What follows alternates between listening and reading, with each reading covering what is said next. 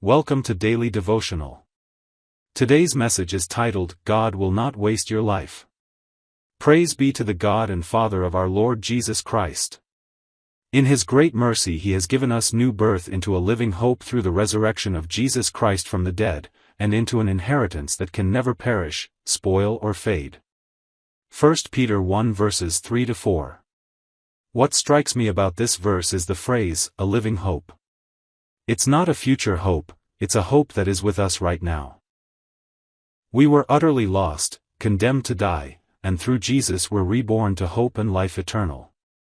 I lose sight of that sometimes. In the midst of an ordinary day I forget that I have this incredible hope.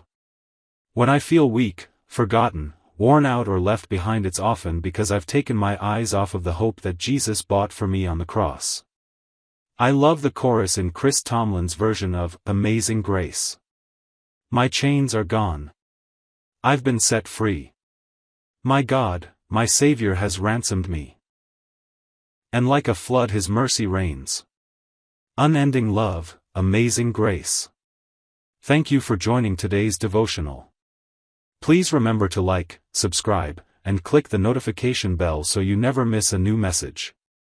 God bless you.